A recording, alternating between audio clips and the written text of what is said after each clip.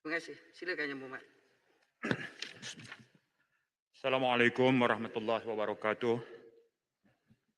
Alhamdulillahirabbil alamin. Wassalatu wassalamu ala asyrafil anbiya'i wal mursalin wa ala alihi wa sahbihi wa man da'a bi da'watihi wa tamassaka bi sunnatihi wa jahada fi sabilillahi ila yaumiddin. Yang dipertua, saya bangun untuk mengambil bahagian dalam membicarakan tajuk yang telah dibentangkan oleh Yang Berhormat Menteri dari Rembau. Penjelasan yang panjang lebar, tapi saya mampu menangkap 4 perkara penting yang akan menjadi kerangka kepada ucapan saya. Yang pertama ialah kerajaan yang bertanggungjawab soal polisi dan procurement, kawal selia dan aspek keuangan. Yang kedua ialah manufacturers and distributors yang berkait tentang rantaian bekalan dan logistik. Yang ketiga soal vaksin administration, soal hospital dan unit-unit kesihatan awam, PPV dan sebagainya. Komponen yang keempat yang akan saya sentuh adalah resipien atau penerima, kumpulan vulnerable, kumpulan yang diberi keutamaan, general population yang umur lebih 18 dan kurang 18. Saya juga dapat menangkap dari maksud ucapan Yang Berhormat Menteri tadi bahawa kesemua perencanaan yang dibuat adalah bergantung kepada global vaccine supply chain conditions, dengan izin. Yang mana bekalan vaksin daripada syarikat-syarikat pembuat vaksin pada waktu ini masih meruncing dengan izin acute global supply shortage. Permasalahannya adalah twofold, dengan izin. Kekurangan bekalan dan kelewatan bekalan. Sebab itu tadi disebut semalam Menteri Kesihatan sebut, kita dah tempah 79 juta dos. Dan tadi Menteri Musti sebut, kita dah terima sekitar 24 juta. Jadi ada gap antara supply and demand. Ketika saya mengambil bahagian ini, di Pertua, saya juga sangat merasa gembira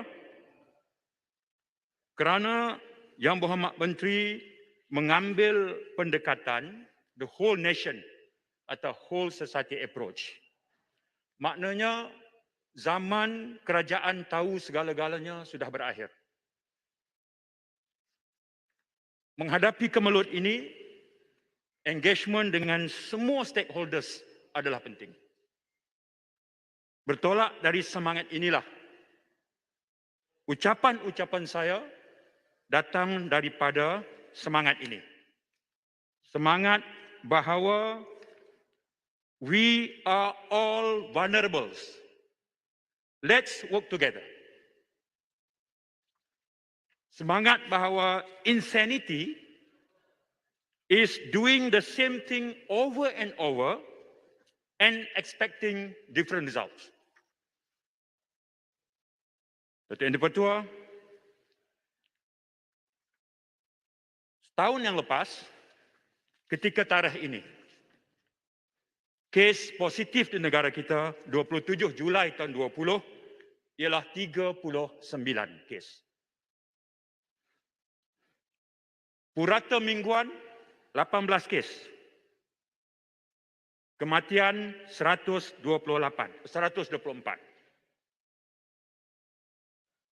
Jumlah terkumpul 8,943. Katil ICU satu aja pesakit. Setahun yang lepas. 27 Julai 2020. Hari ini sedang kita berbahas, angka semalam kes positif 16,000. 39 kes jadi 16,000 kes sehari. Purata mingguan sekarang ialah 15,000. Kematian lebih 8,000. Jumlah kes tercatat lebih 1 juta. Kes aktif 170,000. Ketika kita mengenakan darurat, Datuk Yang di-Pertua, 12 Januari, kes tercatat 2,232. Jumlah kes 138,000. Kes aktif 29,000. Kematian 500 dan ICU 187. Saya bentangkan itu untuk kita memahami perspektif ketika kita bincang tajuk COVID dan tajuk vaksin, sebab dalam pelan strategik Kementerian Kesihatan di bawah tajuk menangani pandemik COVID semasa tempoh darurat melalui sains, data dan kesihatan awam, dia ada 5 pillars. Pillars yang keempat adalah mencapai immunity kelompok, iaitu program vaksinasi. Yang di-Pertua, maka kita pun umumkan proklamasi darurat. 12 Januari 2021. Ini namanya darurat kesihatan. Dan kita tak ada niat lain katanya. Betul-betul nak atasi ujian COVID-19. Yang Berhormat, boleh mencelah sebelum masuk hal darurat ni. Puan Tian. Yes, sir. Terpulang kepada Yang Berhormat. Ya, sila. Kebenaran juga. Boleh ya? Tadi Yang Berhormat Menteri telah menyebut bahawa yang mendaftar untuk program imunisasi ataupun vaksinasi ini ialah 61.7% daripada penduduk. Dan adakah ini mereka yang tidak mendaftar ini atas sebab mereka anti vaksin? Bagaimanakah caranya untuk mengatasi kumpulan-kumpulan anti vaksin? Dan bagaimana caranya untuk meningkatkan pendaftaran? Adakah perlu pendaftaran automatik kepada baki yang belum mendaftar? Ataupun mereka tak perlu daftar, hanya walk in ke pusat-pusat PPV? Terima kasih. Terima kasih sahabat saya di Pontian. Saya baru sekejap tadi bercakap dengan Pegawai Perubatan Kulim dan Bandar Baru. Okay. Pendaftaran sekarang dibuat secara panggilan telefon atau masuk dalam laman web atau dalam MySejahtera. Okay. Tetapi Datuk Yang Betul, sudah tentu di sana ada segmen masyarakat yang mengalami perkara yang kita sebut sebagai lack of technology savviness. Itu ada. Itu tetap ada. Saya ingat sahabat saya dari Kota Raja beritahu kakak dia yang tinggal di Greek. Kalau dia balik rumah kakak dia nak kena 8 km bergerak ke Bandar Greek baru dapat siaran. Kat situ kalau nak diharapkan mereka daftar MySejahtera memang tak dapat. Ya, Alhamdulillah ketika Kota Raja sempat membuat pertemuan dengan Kebawah Duli Tuanku pada 9 Jun disampaikan perkara itu. Dan tak lama lepas itu satu kampung tu dapat vaksin. Alhamdulillah. Itu pun satu cara jugalah. Tapi saya setuju dengan Pontian. Selesai daripada sasaran pendaftaran akan ada segmen kerana skeptism, kerana tak kuasai teknologi, tak dapat akses kepada infra. Terutama dalam rekod ini yang Berhormat Menteri saya dapati Kelantan dan Sabah. Itu agak ketara dalam konteks ini. Data menunjukkan begitu. Yang Berhormat Menteri, saya sebut tadi bahawa sebelum daripada pandemik COVID, negara kita diiktiraf oleh WHO dalam Global Health Security Index nombor 3 di Asia dari segi keupayaan memberikan khidmat kesihatan kepada rakyat. Nombor 3. Di peringkat dunia nombor 18 daripada 195 negara. Tak terbayang oleh kita, kira-kira setahun yang lepas, bila kita didatangi oleh COVID-19 ini, stress test terhadap sistem kesihatan negara begitu teruji sekali. Hampir kolaps satu ketika. Dan ketika ini, kerajaan mengambil sikap bahawa kita perlu laksanakan darurat. Proklamasi diperolehi melalui 1501 Perlembagaan Persekutuan. Mesti perkenan Yang di-Pertuan Agong. 1502 lahirlah ordinan. 1503 pula adalah penarikan darurat itu. 1507 pula ordinan kalau tak terbatal 6 bulan berikutnya masih diguna pakai. Jawatan kuasa khas dilantik untuk menasihati agung pasal 2 ordinan darurat ini. Saya, Tanjung Karang, Kuala Selangor, Seremban ikut menganggotai. Tugasnya satu, menasihati Yang di-Pertuan Agong, peneruskan atau menamatkan darurat. 7 kali kami buat mesyuarat, 2 laporan telah disampaikan kepada Duli Tuanku, dan kami tak terbayang 26 hari bulan Menteri dari Kota Baru secara unilateral membuat pengumuman tentang pembatalan. Lebih keliru bila sahabat saya dari Keteres malah menyebut itu baru proses. Keliru sebab apa? 2 menteri hadir dalam mesyuarat jemaah menteri yang sama 21 Julai, satu secara afirmatif sebut dalam Dewan. Listen to me, katanya. Listen to me. Disebut dengan jelas tentang status proklamasi darurat dan semua ordinan darurat dibatalkan. Sementara sahabat saya di Ketereh yang saya cenderung bersetuju dengannya bahawa proses sedang berlaku. Sebab itu, saya tak fikir keadaan ini harus dibiarkan. Satu clarity mesti dicapai dalam perkara ini. Kalau Isnin, Isninlah. Sebab perkara ini sangat mudah. Datuk Yang di-Pertua, saya juga sempat meneliti bahawa darurat bukan ubatnya untuk mengatasi masalah pandemik. Sepanjang darurat ini, sepanjang pandemik COVID ini berlaku, Datuk Yang di-Pertua, semua kajian data analytics dan literature surveys mendapati terdapat lebih 65,000 COVID-related publication. 65,000. Sejak COVID melanda, penerbitan dan kajian dan tulisan yang kredibel jumlahnya 65,000. Tak ada satu pun yang merujuk bahawa darurat adalah ubat kepada mengatasi pandemik COVID. Tak ada satu pun tulis. Tak ada. Kita dah salah prescribe ubat rupanya. Dan di negara kita, para penyelidik telah menulis 750 kertas penulisan tentang COVID. Dan tak ada satu pun tulis tentang kebaikan ataupun darurat dan kaitannya dengan pandemik COVID. Tak ada. Jadi persoalannya apakah darurat itu berkesan? Penjelasan. Semua data mengatakan tidak. Zero. Penjelasan, Wabi. Tuaran, silakan. Hormat. Jika sekiranya darurat itu ubat, sebagian daripada ubat, kenapa pemulihan nasional itu tidak dibuat sebelum diisytiharkan darurat pada 13 Januari? Adakah Muhammad bersetuju bahawa pengisytiharan darurat di Malaysia yang telah diisytiharkan itu ada untuk tujuan lain-lain dan bukan untuk menangani COVID? Terima kasih, Tuaran. Dia sekilas ikan di air sudah ku tahu jantan betina. Yang tersurat dan tersirat. Tapi saya tak mau masuk teritori itu. Saya lebih nak melihat bahawa dalam konteks ini, 4 kerangka yang saya sebut, Yang Berhormat Menteri, saya berpendapat bahawa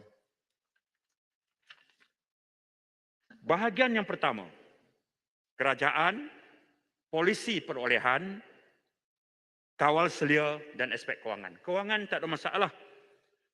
Tahun 2020 kita luluskan 7.13 bilion kepada Kementerian Kesihatan. Tahun 2021 Kementerian Kesihatan dapat lagi 6.13 bilion. Semalam Menteri dari Tenggara sahkan.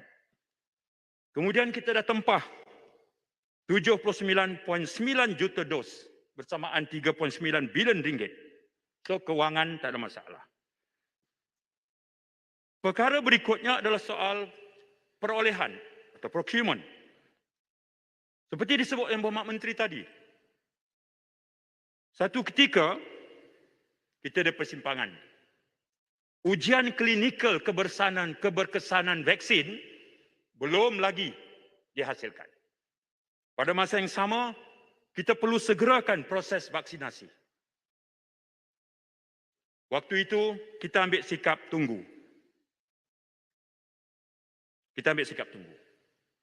Soal pendekatan kerajaan untuk melaksanakan diversified portfolio of COVID, itu saya setuju. Kita tak boleh stick kepada satu saja pilihan. Yang itu perfect, saya setuju. Tapi ketika persaingan global yang sengit untuk mendapatkan bekalan vaksin, fokus kita seharusnya kepada akses selain pada harga dan efikasi. Saya bagi contoh. Misalnya, ada negara-negara lain yang cepat program vaksinasi mereka ni, Speaker, adalah kerana mereka buat dulu procurement commitment. Ujian klinikal satu bab. Tapi mereka buat dulu komitmen procurement. Cup dulu, orang Kedah kata. Cup, aku nak yang ni. Ujian klinikal itu satu bab. Cup dulu. Pertimbangan mereka adalah the earliest possible delivery.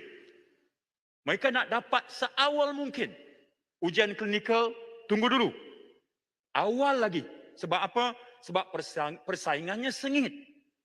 Kita ni negara pengguna, kita bukan negara pengeluar. Kita ni negara mustahlik, bukan muntij. Muntij maknanya the producer society. Mustahlik maknanya pengguna. Persaingan global sengit. Penyakit sedang melanda. Negara-negara lain buat procurement commitment nak dapat awal. Sementara mereka tetap mengambil kira soal ujian klinikal itu penting. Soal itu nyawa. Seperti disebut oleh Rembau. Kita terlepas yang itu. Kita tak cup dulu. Kemudian kita ada satu lagi badan regulator, NPRA. Yang nak luluskan vaksin ini boleh masuk. Ketika kita ada NPRA sebagai badan regulator, United Kingdom, US, Canada, Switzerland, Singapura, mereka dah approve dah Pfizer seawal Disember tahun lepas. Approve dulu. Kita pula, saya baca laporan awal, NPRA kata kita kena ambil antara 90 hingga 120 hari. Dunia ni dah approve awal lagi. Kita kata tunggu. NPRA kata ambil masa. Sebab itu dia bagi yes. Dia bagi condition approval seperti Menteri sebut tadi. Betul. Januari 21. Februari dia approve. Tapi ketika kita baru masuk perjanjian, iaitu November tahun 2020, untuk beli, Singapura Disember 2020 menjadi negara Asia pertama mendapat bekalan vaksin. Kita lambat. Ya, lambat. Okey. Jadi yang dipertua, seorang kawan saya, dia peminat bola tegar. Dia beritahu, rules atau undang-undang bola sepak ni FIFA lah. Di peringkat Asia, undang-undang FIFA juga dipakai. Turun ke FAM, undang-undang FIFA juga dipakai. Turun Persatuan Bola Sepak Negeri, undang-undang FIFA juga dipakai. Tiba-tiba ada satu kelab kampung, Pokok Sena United, dia kata tak mau, kami tak mau pakai undang-undang FIFA. Mana? Ini cara orang Kedah nak bagi faham. Itu aja. NPRA wujud sebagai badan regulator, silakan. Tugas hakiki, silakan. Tapi ketika persaingan sengit untuk mendapat bekalan, dan kita tak ada kuasa tawar-menawar yang kuat, ketika negara lain membuat procurement commitment awal, dengan pertimbangan bahawa the earliest possible delivery itu penting bagi menjaga nyawa, kita pula kata tunggu NPRA. Stop. Itu bottleneck dia. Kat situ bottleneck dia. Muhammad. Jadi, Datuk Yang di-Pertua, kalau mengikut susunan ini Kuala Selangor dengan tu dah kena masuk dah. Mana kuasa Anggur tak masuk. Dia bagi tahu minta Ya, celahan. Abang Mat, sikit ya. Okey, saya bagi sahabat saya dulu. Bukit Mentajam. Terima kasih saudara yang berhormat Kulim Bandar Baru dan sebenarnya saya rasa berat sangat nak berdiri sebab saya rasa antara menteri bertanggungjawab terhadap program PIK ini merupakan satu-satunya menteri yang boleh dikatakan berfungsi lah kalau dibandingkan dengan menteri-menteri lain. Tapi saya rasa menteri telah kena jujur juga. Menteri kena jujur juga. Tadi kata kadar vaksinasi ini cepat. Saya rasa ini merupakan satu jasa frontliner. Bukan menteri yang pergi cucuk. Bukan kerajaan yang pergi cucuk. Tetapi frontliner kita yang telah memberikan usaha yang begitu baik. Satunya, kemudian bekalan vaksin yang lambat itu tugas menteri. Itu tugas menteri dan kita lihat sekarang walaupun frontliner bertungkus lumus untuk meningkatkan kadar vaksinasi, suntikan, tetapi bekalan vaksin itu tak sampai, maka keseluruhan program ini lambat. Saya nak bagi adakah Kulim Bandar Baru bersetuju bahawa satu perkara penting yang tidak disebut oleh YB Menteri tadi ialah tentang kebenaran untuk menjual vaksin menjelang bulan Ogos ini. Kalau penjual swasta dibenarkan menjual vaksin pada bulan Ogos dan ini tidak disebut, correct me if I'm wrong, tapi saya tengok ucapan tu memang tidak disebut. Kalau penjual vaksin swasta dibenarkan menjual vaksin, maksudnya bekalan vaksin sudah mencukupi. Maksudnya kerajaan dah yakin perjalanan dan jadual bekalannya. Maka dengan itu saya harap kerajaan akan memberikan sekurang-kurangnya tarikh temu janji vaksin yang munasabah. Jangan pula bagi tarikh yang terlalu panjang. Tarikh temu janji yang munasabah kepada semua yang telah daftar dan belum dapat tarikh. Sebab kalau vaksin dah cukup, kalau vaksin tak cukup, mengapa pula dibenarkan dijual? Kalau vaksin dah cukup, sekurang-kurangnya berikan tarikh. Jangan bagi orang tertunggu-tunggu. Sebab saya takut apabila dibenarkan untuk dijual dan rakyat yang masih belum menerima apa-apa maklumat tentang temu janji vaksin mereka, mereka akan dipaksa ataupun terpaksa membeli vaksin sebab tak ada maklumat. Terima kasih. Abang Mat, Kulim Bandar Baru. Sungai Buloh sini. Sungai Buloh. Gopeng. Saya akan bagi Sungai Buloh, kemudian saya akan ambil floor balik dan saya nampak Gopeng dan Jelutung. Terima kasih Kulim Bandar Baru. Terima kasih Speaker. Kulim Bandar Baru, saya ada beberapa soalan yang saya harap Kulim Bandar Baru boleh terima masuk dalam ucapan supaya Yang Berhormat Menteri boleh menjawab masa gulung. Ya. Baik, boleh saya mula dengan apa ini? Saya setuju dengan Kulim Bandar Baru apabila Kulim Bandar Baru berhujah bahawa pesanan vaksin kita memang terlambatlah. Dan itulah satu punca walaupun rollout sekarang, saya rasa kita kena ucap tahniah kepada Menteri, rollout vaksin ini pada bulan Julai memang pada kadar yang perlu dipuji lah. It is an achievement, let's not quarrel about that, it's well done. Isunya bukan itu. Isunya ialah jawatan kuasa JAV ini ditubuhkan tahun lepas. Jawatan kuasa CITF ini ditubuhkan Januari. Lantikan menteri pada masa itu sebagai joint chair dengan Menteri Kesihatan. Perdana Menteri menerima vaksin pertama pada 24 Februari tahun ini.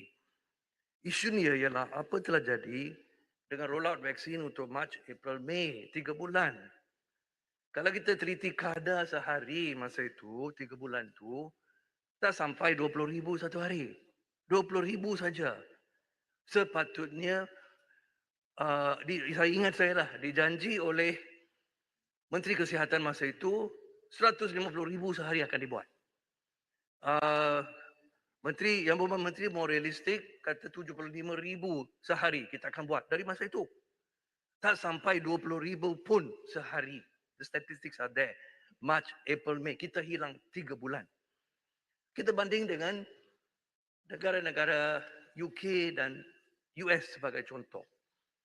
Biden masuk jawatan dia 20 Januari. Dia janji dalam 100 hari saya akan buat 100 juta. Akhirnya dalam 100 hari dia buat 200 juta dos. Kenapa? Mereka gunakan the whole of government, whole of society pendekatan. Mereka gunakan semua klinik swasta, semua farmasi, supermarket pun boleh masuk dan dapat vaksin. Dengan itu rollout dia memang cukup pantas. Di sini kita kata, oh kita nak whole of society, whole of government approach, whole of society. Tapi kita tak pakai apa yang mereka pakai di negara-negara lain. Itu semua klinik swasta, semua farmasi, semua digembelingkan tenaga dan digunakan untuk satu rollout yang cukup pantas. Jadi, saya nak ulang fakta dululah. Satu, your rollout in March, April, May sampai Jun pun was really bad. But I give credit. I mean, kita kena bagi kredit lah. Julai you sudah naik kadar itu kepada salah satu taraf yang memang bagus. Dan kalau itu di-maintain, dan saya yakin akan di-maintain, kita akan sampai mungkin target kita pada Oktober. Okay? Itu kita setuju dan ucapkan tahniah. The question is, pada bulan Januari, jawatan kuasa dia semua sedia, kita ada sistem yang sedia ada di depan kita. Klinik swasta, ada 8,000 di negara kita. Mereka ada doktor terlatih, mereka ada jururawat terlatih, mereka ada peralatan yang cukup dan mereka biasa itulah kerja harian mereka. Mereka mahir dalam pengurusan vaksin. Doktor ini doktor. Setiap hari orang datang ke klinik untuk terima vaksin. Mereka ada fridge, mereka ada semua peralatan. Kenapa kita bila ada satu sistem sedia ada depan kita at no cost?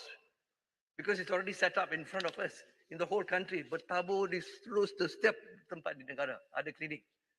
Kenapa kita tidak masa itu gunakan mereka untuk buat rollout yang jauh boleh pantas yang dicapai untuk bulan-bulan itu.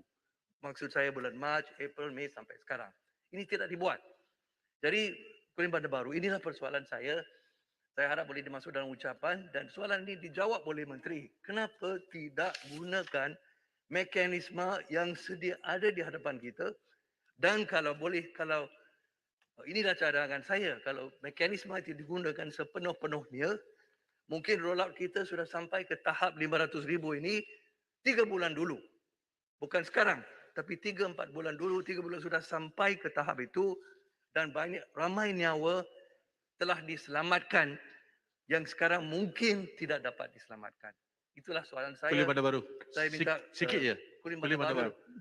Kuping. Apa yang disampaikan Sikit je. kepada Saya ambil floor dulu, Yang berhormat. Saya ambil floor dulu. Ya, saya ambil floor dulu. Yang berhormat. Nanti saya suap. Kalau yang berhormat nak bagi dia orang kebenaran, dia ikut yang berhormat tadi cakap pasal kelab bola sepak pokok sena kan. Jadi FIFA rule ni kenalah standing order, betul Okey, tak? baik. Terima kasih. Janganlah mereka bagi ceramah. Baik, terima Kalau kasih. tak bagilah dia bahas. Saya suap, Jadi saya kalau terima. dia nak interject, klarifikasi. Kalau tidak, saya tak boleh tambah masa yang berhormat. Baik. Walaupun kelab bola sepak Baik. yang berhormat. Saya akur. Sami'na wa ata'na. InsyaAllah. Kena bagi kat pokok senah hari. Silakan. Baik, Singkat, Tuan Ketua, Gopeng. saya setuju ucapan Sungai Buloh untuk dimasukkan sebagai ucapan dan mengharap Yang Berhormat Menteri dan Rembau akan dapat mengulas. Kita sebenarnya, Datuk Yang Boleh Ketua, MPRA. ukuran yang kita nak laksanakan ni, Tuan Ketua, sebenarnya yang kita nak capai ni, kayu ukur dia adalah kita nak turunkan kes positif harian. Kita nak kurangkan angka kematian. Dan kita nak tingkatkan kes yang berjaya dipulihkan. 3 perkara itu jelas dalam fikiran kita. Nak lawan COVID ini, yang kita nak capainya apa? Usaha vaksin itu satu bab. Tapi akhirnya apa? Akhirnya nak kurangkan kes positif. Jadi kalau program vaksinasi itu perlahan, kecuali yang kebelakangan ini laju dan pantas, dia punya acceleration itu laju, bagus. Tapi kerana masa yang sebelum ini menyebabkan terdedahnya rakyat kepada COVID itu tinggi. Ini saya sebut. Di kawasan saya di Bandar Baru, dia pusat PPV-nya buka 3 bulan 5. Pada hari saya pergi beberapa minggu lepas itu, kadar vaksinasinya cuma 5% saja waktu itu. Ya. Saya ingat saya bercakap dengan Dr. Rozaimah, pegawai kesihatan, saya bercakap dengan Dr. Alias, pegawai kesihatan. Saya nak ambil peluang ini seperti juga Rembau, saya ucapkan syabas dan tahniah kepada 2 pegawai perubatan ini yang sangat dedikasi dalam menggerakkan program PPP. Tapi mereka juga ada kekangan dia. Walaupun kecil tapi mengganggu. Apa dia? Seorang yang masuk ke PPV untuk ambil suntikan di lengan, dia kena isi 5 borang. 5 borang. Berbaris satu session 5 borang.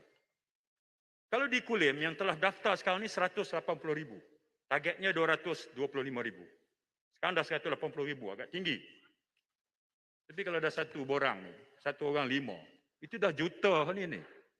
Tapi tak termasuk dalam checklist bajet sebab kecil sangat dia rasa. Tapi itu merimaskan. Akibatnya petugas kesihatan sebelum pergi ke PPV terpaksa fotokopi dulu borang. Jadi satu kerja pada dia. Contoh, kadang logistik seperti komputer tak cukup. Coolant, penting tu. Tak cukup. Jadi saya percaya sebahagian daripada ahli-ahli parlimen yang sempat melawat ke PPV, antara perkara awal yang pasukan perubatan minta, boleh tak bagi sumbangan ke perkara ini? Mesin fotokopi, laptop, komputer, stationeries. Jadi yang Berhormat Menteri, bajetnya kan besar, 300 juta. Jadi tolong facilitate supaya biar mereka tumpu kepada memberi khidmat terbaik. Jangan sulitkan mereka dengan perkara-perkara yang kecil ini. Ya. Yang ini saya mohon sangat-sangat sebab yang ini dianggap low hang fruit lah, benda mudah. Mana lepas ini yang Berhormat Menteri sebelum jawab ni pun telefon aja. Ya, KSU Mosti ke KKM selesaikan benda tu. Ya, yang itu perkara yang mudah dulu. MPRA boleh saya Ya, jelaskan? silakan Gopeng. Terima kasih Kulim Baru dan terima kasih Speaker. Berkenaan dengan MPRA, sebenarnya kalau kita lihat MPRA merupakan sekretariat kepada DCA dan DCA yang buat keputusan berkenaan dengan kelulusan vaksin dan ubat. Jadi DCA ditubuhkan mengikut Control of Drugs and Cosmetic Regulation 1984 dan di bawah Sales of Drug Act. Dan mereka perlu lakukan tanggungjawab mereka mengikut peraturan yang sedia ada, prosedur yang sedia ada. Jadi mereka tidak boleh belakangkan kepentingan dari segi keselamatan. Tetapi kuasa menteri ada boleh mengatasi dengan pertimbangkan kepentingan rakyat, kepentingan semasa. Jadi penangguhan kelulusan vaksin-vaksin ini menunjukkan satu kegagalan leadership, political leadership dalam kelulusan vaksin ini. Apakah pandangan Muhammad Kulim Bandar Baru. Terima kasih Gopeng. Kulim Saya nak- tentang saya nak- PPV, Kulim. Sikit je Muhammad. Okey, Jelutong Ya. 1 minit Jelutong. Ya, saya ambil kesempatan ini. Saya ambil Ucap Borneo, kesempatan minta ini. sikit je. No, Ucap Borneo. sebentar. Apa ni? Ucap Borneo. Saya minta Ucap sedikit Borneo. penjelasan atas Duduklah, Ucap Borneo. Ucap Tak Borneo. boleh. Ucap Borneo. Ucap Borneo. Ya Muhammad Bandar Ucap Baru. Borneo tak boleh. Kecuali kalau Bila jadi bebas? tak boleh ucap Borneo tak boleh. Ya Muhammad Bandar Baru, terima kasih. Silakan. Ya. Speaker, Saya Atas kapasiti sebagai ahli parlimen. saya cuma Ya. Letak jawatan sekarang lah. Timbalan Lupa ke? Duduklah, tukar tempat duduk. Silakan Jelutong. saya cuma nak tanya Yang Muhammad Bandar Baru tentang ulasan perkara berkenaan dengan guru-guru di luar. Saya mengambil kesempatan ini untuk menyuarakan keresahan mereka kerana ada pengumuman bahawa sekolah akan dibuka balik pada bulan September. Tetapi ramai daripada guru-guru di luar sana belum lagi mendapat suntikan vaksin. Kenapakah kelewatan ini berlaku? Saya minta pandangan Yang Muhammad Bandar Baru dan berharap Menteri akan memberi ulasan kerana ramai mereka takut akan balik ke sekolah dan ramai lagi yang belum mendapat suntikan vaksin. Terima kasih. terima kasih.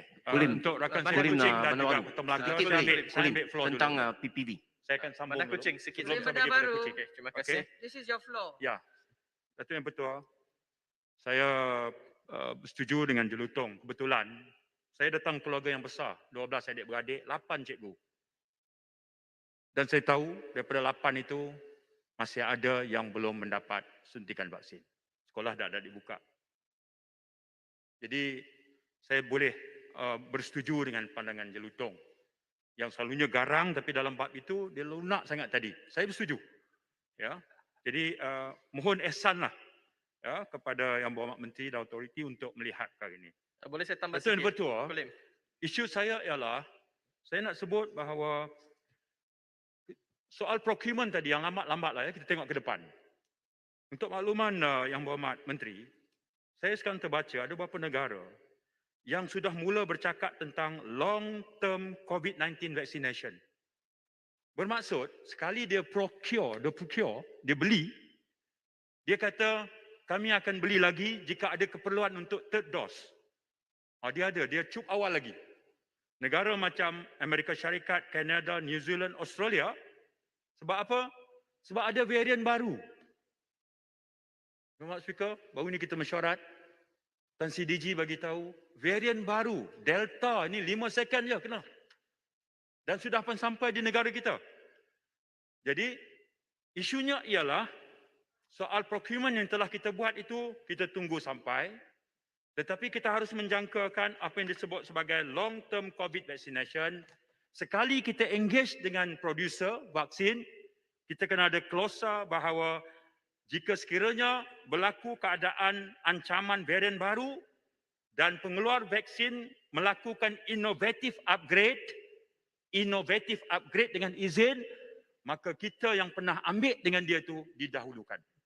Saya dipahamkan untuk kita ada klausa itu dengan Pfizer aja, tapi 5 yang lain tak ada. Barangkali kita tak boleh terlepas pandang yang itu. Perkara kedua yang saya nak sebut juga ialah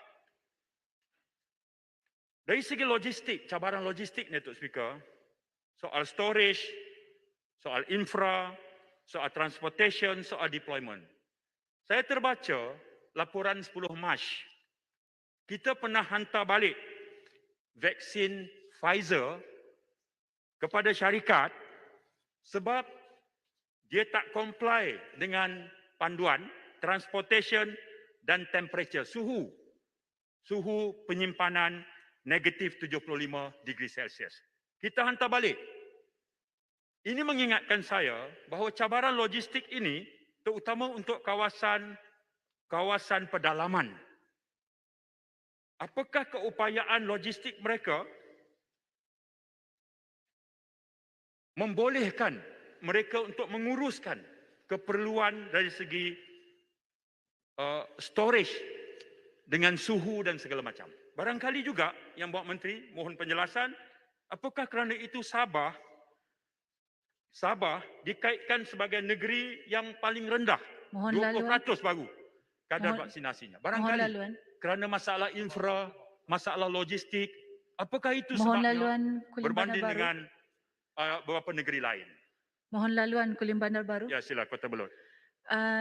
Bolehkah saya cadangkan juga untuk dimasukkan dalam ucapan yang berhormat Kulim Bandar Baru agar setiap hospital ataupun pejabat kesihatan daerah terutamanya di luar bandar untuk diberikan satu dana khas yang terus kepada mereka supaya mereka dapat urus terutamanya dari segi logistik yang seperti YB Kulim Bandar Baru cakap tadi. Bukan sahaja dari segi logistik, kadang-kadang kemah, kerusi untuk set up PPV untuk outreach program untuk diberikan vaksin. Kadang-kadang bukan saja kerusi roda, alat untuk menjaga cek tekanan darah pun kadang-kadang diminta daripada kita semua. Jadi saya cadangkan satu dana khas terus diberikan kepada hospital-hospital ataupun pejabat kesihatan daerah terus kepada mereka. Terima kasih. Kulim Bandar Baru, Kuala Selangor. Saya nampak jiran saya, Ulai pun bangun, Kosang bangun. Saya utamakan jiran yang dekat lebih afdal. Kucing dekat juga. Terima kasih sahabat saya Kulim Bandar Baru dan terima kasih Datuk Speaker. Saya tertarik dengan hujah Kulim Bandar Baru tentang PPV, Pusat Pemberian Vaksin, ya. Dan sebagai wakil rakyat, bila PPV ini diwujudkan untuk membantu, ya, hospital tak cukup, saya faham. Ya. PPV ini diwujudkan, tetapi peralatan tidak cukup, yang berhormat Kulim Bandar Baru. Dan kita memang diminta, DO, saya nak sebutlah antara DO Muar, Tuan Haji Mustafa, seorang DO yang sangat bagus. Bahawa kerajaan yang seharusnya kita puji. Dia minta datang jumpa saya juga seorang adun dan menggunakan peruntukan adun itu untuk kita membelikan komputer, kipas, aircon. Jadi tadi Kulim Bandar Baru menyebut mana pergi peruntukan bilion ini? Dan apa yang isu di sini Datuk dan Ketua adalah bekas Ketua Pengarah MKN, Datuk Rabin Basir, yang bermesyuarat sekali dalam MKN, dia telah melaporkan, dia turun padang, pegawai yang bagus, yang saya mendapat feedback, pegawai yang gigih, Ketua Pengarah MKN pada waktu itu, beliau melaporkan tentang kekurangan-kekurangan ini.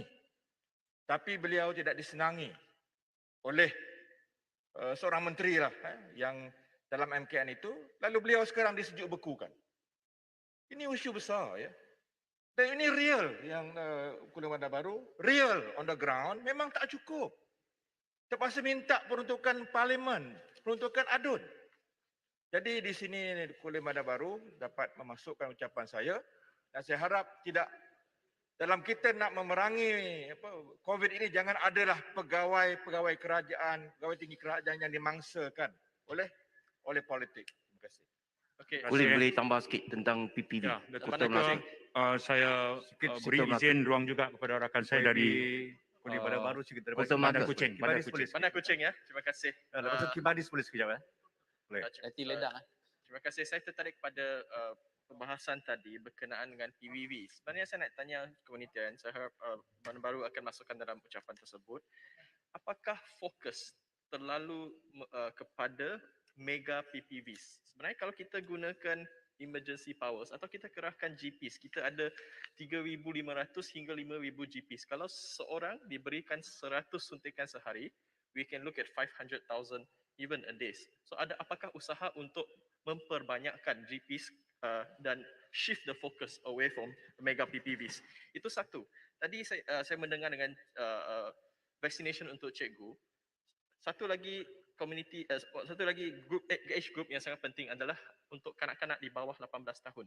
Saya tahu pada mulanya dibenarkan untuk Pfizer. Selepas itu keputusan itu ditimbangkan semula. Saya nak tanya satu timeline.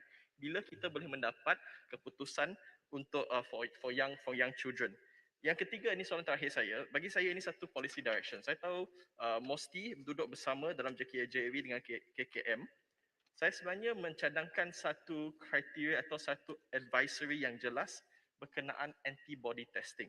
Apa yang kita melihat sekarang, banyak GP, banyak laboratory, mereka promote antibody testing ini. Dan kalau semakin banyak rakyat pergi buat testing, memang ada sejumlah akan datang dengan keputusan negatif because there will be vaccine resistant. Jadi what is the advisory? Apakah advisory yang akan diberikan kepada mereka? Terutamanya apakah hala tuju polisi untuk booster shots ini? Dan saya cadangkan set a clear SOP because if not there will be anxiety and concerns. Kuala Bandar Baru boleh tentang PPV. PPV. Saya teruskan sikit sebelum saya buka ruang balik ya. Kuala Selangor dulu dan Kota Melaka. Ya, saya yang di-Ketua, saya setuju isi ucapan Bandar Kuching dimasuk sebahagian, terutama yang membabitkan pusat PPV mega ni Bapak Menteri. Macam PWTC kan, tak jauh tempat kita, Sepelawung aja.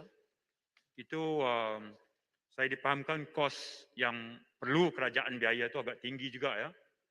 Kabarnya hampir RM30 juga lah per head. Ya. Itu kiralah sewaan ke utilities ke servis-servis lain. Itu tak termasuk syarikat-syarikat penyedia perkhidmatan yang lain itu. Barangkali saya yakin Yang Berhormat Rembau tidak keberatan untuk ikut berkongsi keperluan ataupun komitmen kewangan yang begitu besar. Ya, kita faham ketika darurat kita perlu buat dengan cepat, fast track. Tapi itu tidak bermaksud pusat mega macam PWTC ataupun The Mines dan yang lain itu, sebab saya diberi maklum lah ya, itu melibatkan ongkos biaya yang cukup besar. Ya, dan ini akan ikut memberi bebanan kewangan.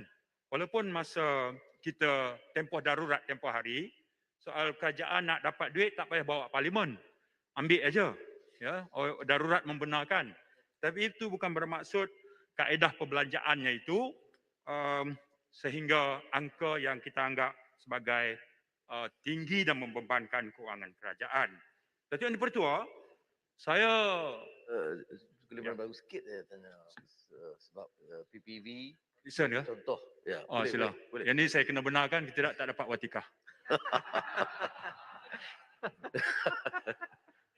Ni sebab dibangkitkan soal PPV dan PWTC. Saya dengar Kuliah Bandar Baru sebut RM30 per head. Ini tak termasuk sewa PWTC. Kontrak kepada siapa? Mengapa kos begitu tinggi? Dan Kuliah Bandar Baru sebut pula ada lagi subkontrak kepada yang lain. Ini kalau kita bandingkan vaksin untuk doktor-doktor swasta, kosnya tentu dan pasti jauh lebih rendah. Tapi ini ada keengganan sehinggalah akhir-akhir ini. Jadi saya minta penjelasan daripada Kuliah Bandar Baru, kalau boleh bertanya Menteri, memperinci sebagai contoh beberapa PPV besar, berapa sewa, mengapa kos per head begitu tinggi, apa lagi subkontrak dan siapa yang perolehi supaya kita dapat tahu wang ini tidak diselewengkan dengan apa cara pun. Ini persoalan yang saya bangkitkan. Terima kasih. Kulim, boleh Rembau, konteks pertanyaan itu Rembau adalah mohonkan penjelasan. Ya, kerana menjadi lumrah kita orang politik mendapat pelbagai maklumat. Di sinilah tempatnya untuk kita diberitahu daripada sumber yang paling otoritatif. Tak ada orang lain melainkan menteri yang menguruskan soal ini. Sambil itu, Kulim, boleh saya Dato' tambah PPV. Sorry, saya tak nampak. PPV, Kota Melaka. Ya, Kota Melaka. PPV. Lepas Terima kasih. Sila Kota Terima kasih Melaka. Kulim Bandar Baru. Terima kasih Tuan Speaker. Saya nak sentuh tentang PPV. PPV awam. Ya, di mana kita lihat hari ini mereka memberikan kelengkapan kepada setiap PPV. Bilangannya adalah tetap. Tak kira dia PPV kecil atau PPV besar, kelengkapan yang mereka dapat semuanya sama jumlahnya. Contohnya kerusi. Kalau PPV yang untuk muatkan 400 dos satu hari, dia dapat 200 kerusi. Bagi PPV yang besar yang perlu ambil suntikan untuk 1,000 orang, dia juga dapat 200 kerusi juga. Sudah pasti ini akan PPV yang besar akan menghadapi masalah yang besar. Tidak cukup. Kerusi roda semua tak cukup. Ya, begitu juga sukarelawan tak cukup di PPV yang besar. Jadi pihak kita cuba nak bantu. Ya, di negeri Melaka kita nak bantu. Tetapi dihalang oleh MKN peringkat negeri Melaka. Ya, itu yang pertama. Yang kedua ialah PPV di Melaka hari ini hanya satu saja yang buka beroperasi pada hari Ahad. Yang lain semua rehat pada hari Ahad. Jadi di sini bolehkah ya kerajaan tinjau semula supaya kita percepatkan vaksin ini kita adakan pada hari Ahad juga. Terima kasih. Terima kasih. Menteri kaitan saya nak berikan ada 12 minit je. Ya, saya faham. Saya jaga masa saya. Saya juga nak bagikan ruang yang diminta oleh rakan-rakan saya. Sementara Ipoh Barat dan Ledang mungkin boleh tunggu sekejap sebelum saya ambil floor balik. Saya nak buka juga ruang kepada Muar. Terima kasih. Yang Berhormat Menteri dalam satu wawancara ada akui bahawa kegagalan beberapa menteri untuk patuh kepada SOP telah pun melemahkan kepercayaan rakyat dan pengurusan kerajaan dalam menangani COVID. Ini benar baik, kejujuran seperti ini kita terima. Untuk rujukan masa hadapan, apa lagi penambahbaikan yang boleh kerajaan lakukan in hindsight yang boleh kerajaan lakukan supaya kesilapan dan pengurusan dapat ditambah baik. Saya katakan ini kerana Yang Berhormat Menteri hanya dilantik sebagai Menteri Penyelaras dalam bulan 1 atau bulan 2 agak lewat. Tetapi kita lihat negara jiran seperti Indonesia bermula mass vaccination Januari, Singapura pada bulan Disember. Malaysia mula agak lewat dan kita tak boleh hanya salahkan seorang menteri. In hindsight, apa lagi yang boleh kita lakukan penambahbaikan supaya kesilapan seperti ini oleh kerajaan dapat ditangani dengan lebih baik oleh mana-mana kerajaan yang akan mentadbir pada masa akan datang. Terima kasih. Terima kasih, Datuk Speaker. Saya kembali mengambil ruang. Saya setuju dengan rakan saya dari MUA dan itu jadikan sebahagian pada ucapan saya. Datuk Speaker, saya baru menerima satu kenyataan daripada seorang peguam. Walaupun floor ini bercakap tentang vaksin, tapi saya rasa tersentuh bila mendengar bagaimana seorang peguam malam tadi terpaksa bergegas ke PKRC MAEPS. Sebab pengarah PKRC MAEPS itu buat aduan. Masa hartal oleh doktor, dia buat aduan polis, report polis. Polis datang soal siasat doktor tu. Pukul berapa dia datang? Pukul 12 malam. Berapa lama dia soal siasat? 4 jam sampai 4 pagi. 12 malam hingga 4 pagi, doktor tu kan sedang menjalankan tugas mereka untuk menguruskan pesakit.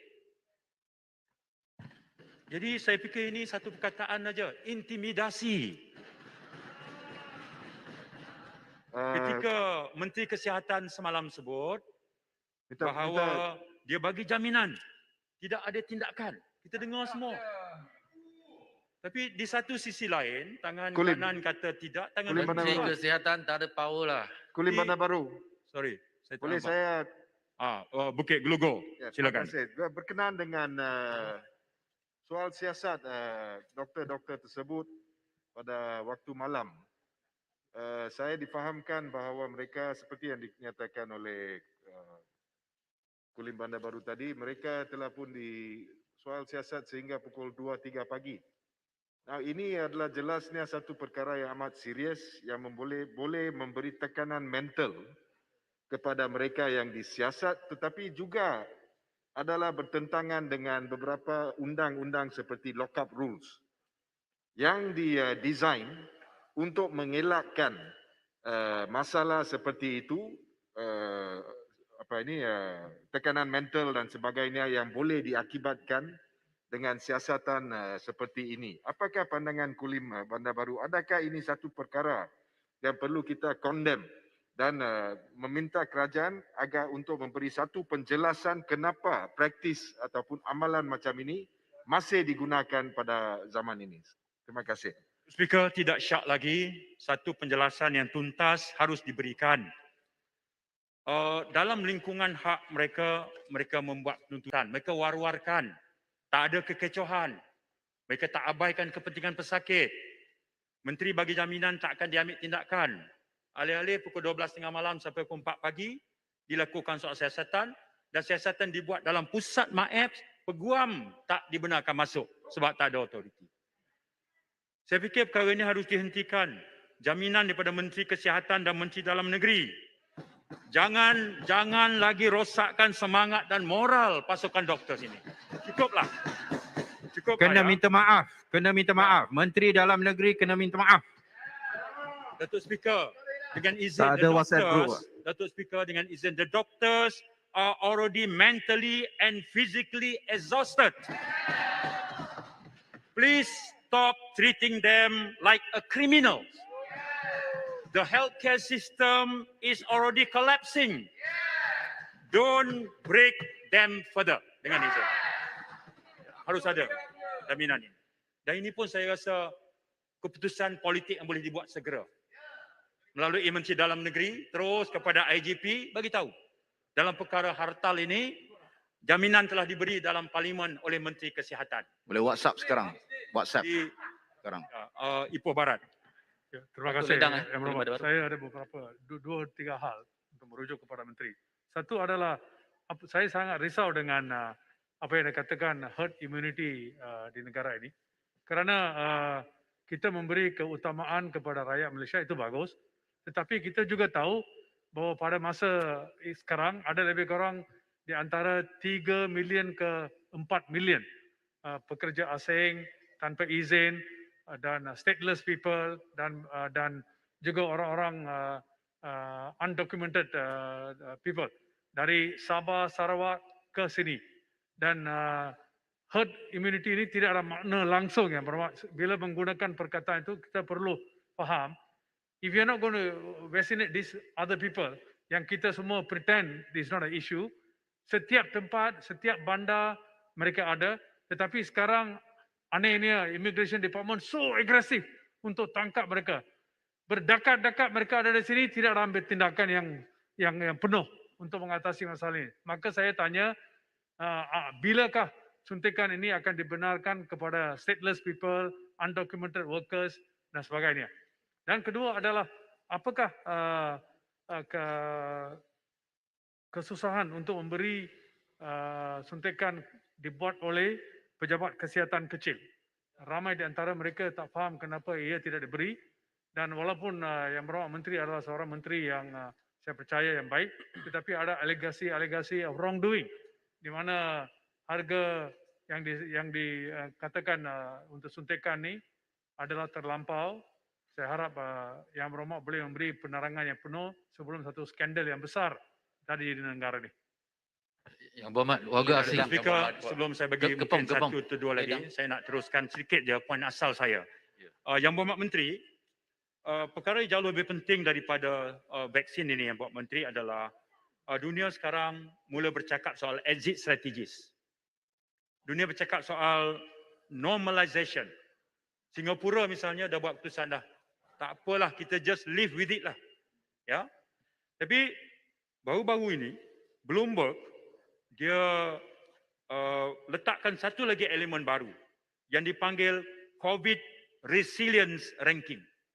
Dia ada 12 ukurannya. Salah satu ukurannya adalah kadar vaksinasi sesebuah negara. Selain daripada kematian dan sebagainya.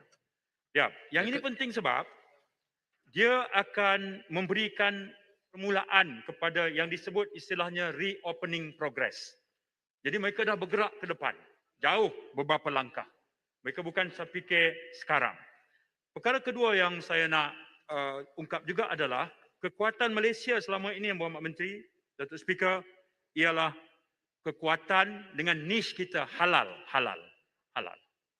Kita dah ada domestic players, pemain tempatan, Pharma Niaga, Dua Pharma dan sebagainya. Potensi Malaysia sebagai halal vaksin hub ini untuk pasaran Asia Tenggara dan pasaran negara-negara Muslim, sejauh mana potensi ini telah pun diikhtiarkan, diusahakan oleh kerajaan. Barangkali sampai masanya aspek pelaburan dalam pembuatan vaksin yang akan bagi satu lonjakan kepada bidang pharmaceutical dan juga biotek negara kita.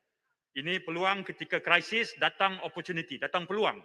Ya, dan saya percaya bahawa ini suatu yang mampu kita buat. Saya nak minta Teluk Intan, saya bagi ruang sikit. Terima kasih.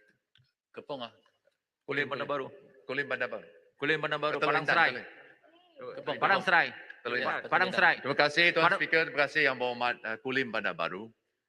Kejayaan PICK bergantung kepada jumlah bilangan rakyat yang menerima vaksinasi. Saya ingin bertanya kepada Yang Berhormat Menteri. Sejak Mai Sejahtera dah peak dilancarkan sudah 6 bulan. Kini masih ada lagi lebih kurang 12 juta orang rakyat Malaysia masih belum daftar lagi untuk mengambil vaksin. Setakat ini jumlah yang menerima 2 dos vaksin hanya lebih kurang 17%. Bagaimana kita nak capai 80% herd immunity menjelang Oktober ini mengikut janji oleh Yang Berhormat Menteri? Adakah kerajaan akan mengikut contoh Indonesia dan Itali supaya vaksinasi menjadi compulsory ataupun mengikut model Perancis ada hak-hak akses kepada mereka yang gagal atau enggan terima vaksinasi? Kerana semalam kita telah difahamkan oleh Menteri Kesihatan 7.15 bilion ringgit telah dibelanjakan untuk program vaksinasi dan juga rawatan COVID ini. Mohon jawapan nanti. Terima kasih. Saya setuju itu menjadi sebahagian daripada ucapan saya, Datuk Speaker. Kulim Bandar Baru ada sikit. Sebelum saya akhiri, saya tajuk juga ada berjanji dengan sahabat saya dari Rasah yang juga Kulim Bandar Baru. Terima kasih. Kulim Bandar Padang Serai sikit. Saya ada dua perkara yang ringkas saja saya nak sebutkan di sini. Yang pertama, Kulim Bandar Baru Padang Serai. Terima kasih. Seterusnya yang pertama, saya nak ingin sebutkan berkenaan menjemput dengan Padang Serai. Rasah. Okey. Okey. Oh, Rasah. Terima kasih pada Yang Berhormat Kulim Bandar Baru. Dua perkara ringkas saya nak sebutkan di sini. Perkara pertama adalah berkenaan dengan walk-in. Apakah pendirian Yang Berhormat Menteri berkenaan dengan walk-in? Sebab saya nampak di Lembah Kelang dikatakan bahawa warga yang berusia 18 tahun ke atas yang masih belum mendapat temujanji boleh walk-in. Di Melaka saya dimaklumkan warga emas OKU boleh walk-in pada malam ke apa. Jadi apakah pendirian? Sebab walk-in ni mungkin ada implikasi dia menyebabkan ramai berkumpul. Itu yang pertama, pendirian daripada pihak kerajaan. Perkara kedua adalah berkenaan dengan warga emas yang berusia 60 tahun ke atas. Saya rasa umum di Negeri Sembilan sebab Yang Berhormat Menteri Rembau saya rasa sebelah-sebelah umum di Negeri Sembilan mengatakan bahawa vaksinasi di Negeri Sembilan lambat. Tapi saya tak salahkan Yang Berhormat Menteri walaupun ada rakan komponen daripada BN sendiri yang menuduh kerajaan negeri. Saya rasa menuduh bukan cara untuk penyelesaian sekarang ni. Approach daripada Yang Berhormat Menteri sama-sama kita menggembleng tenaga. Cuma masih ada mereka yang berusia 60 tahun ke atas yang masih belum dapat. Jadi macam manakah caranya pihak CITF boleh membantu untuk mereka ni diberikan vaksinasi. Khasnya dos pertama dalam kadar yang segera. Ataupun mungkin kita boleh anjak sikit. Jangan kata 60, mungkin 40 ke atas ataupun 50 ke atas dan juga golongan OKU. Sebab mereka lah yang patut diberikan keutamaan. Sebab kalau ada di negeri lain, dikatakan umur 18 tahun ke atas boleh, terasa mereka yang berumur 40 tahun ke atas di Negeri Sembilan. Jadi saya mohon penjelasan daripada Yang Berhormat Menteri. Terima kasih Yang Berhormat Kulim Bandar Baru. Ya, 1 minit. Speaker, saya dengan ini mengakhiri Kulim Bandar Baru ucapan sidik. saya. Kulim Saya Bandar dengan Baru, ini mengakhiri Padang Serai. ucapan Padang saya. Serai. Saya minta maaf kepada sahabat saya Kepung dan Padang Serai atas tidak dapat memberikan ruang. Assalamualaikum warahmatullahi wabarakatuh. Waalaikumsalam. Terima kasih. Ya, izin Datuk Speaker.